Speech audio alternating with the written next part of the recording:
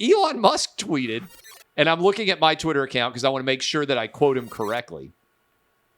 On this situation, which gave us kind of a decent idea that he was soon going to be buying the company.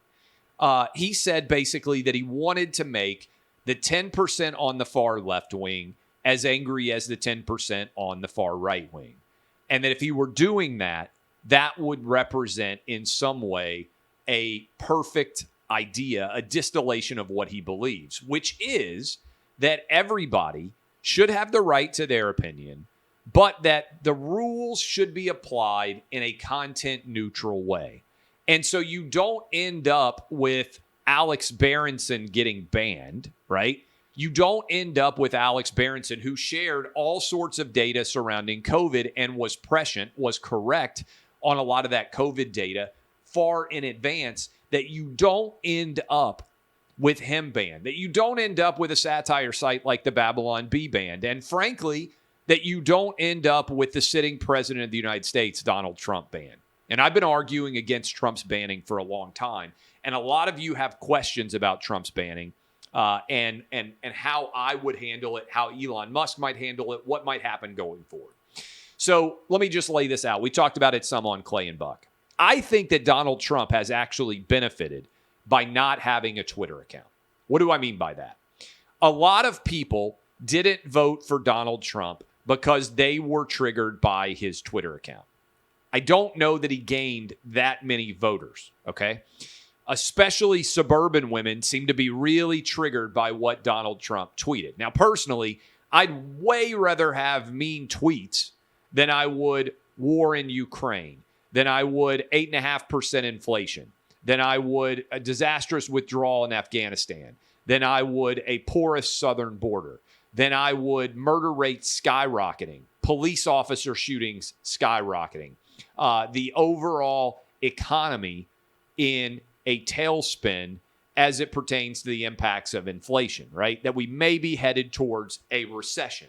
I would rather have Donald Trump in office than kids still wearing masks in school, than the idea that we would have to get a federal judge in Florida to overturn wearing masks on airplanes. I would rather deal with mean tweets. But there are certain people in the United States who elected to vote for Donald Trump, against Donald Trump. I really believe this. Instead of voting for Trump, they voted for Joe Biden because of how he used Twitter. So I don't agree with the banning of President Trump from Twitter, from Instagram, from Facebook, from any YouTube, any of those sites. But I actually believe that Trump may have benefited overall, because all of a sudden the story becomes Biden. And my fear, this is my fear in a larger sense for what 2024 will represent, is that if Trump is on the ballot in 2024 or any other Republican, the story needs to be Joe Biden's failures. The story doesn't need to be Donald Trump or the Republican candidate. Elections, when there is an incumbent, are a referendum on that incumbent's job. Joe Biden has done an atrocious job as president.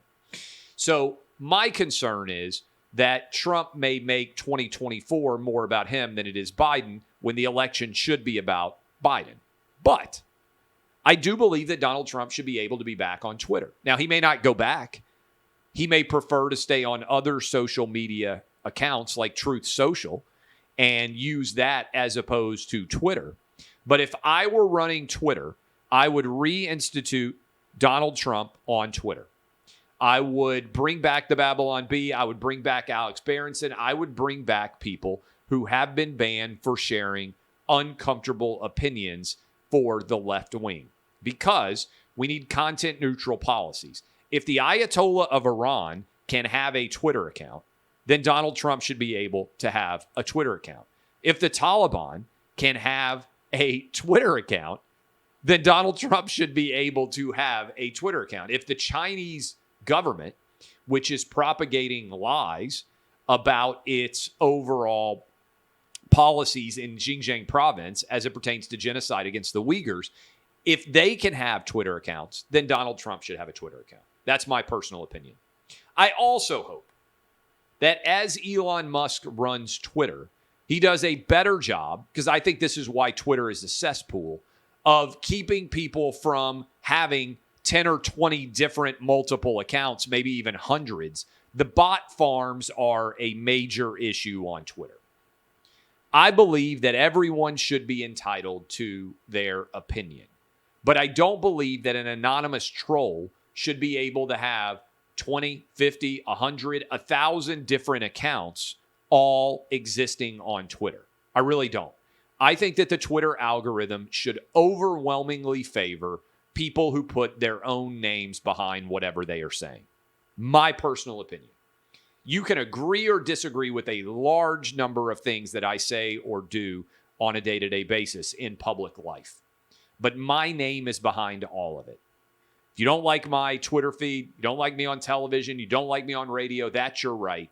But I'm not pretending to be somebody else. I think that the Twitter algorithm needs to be public.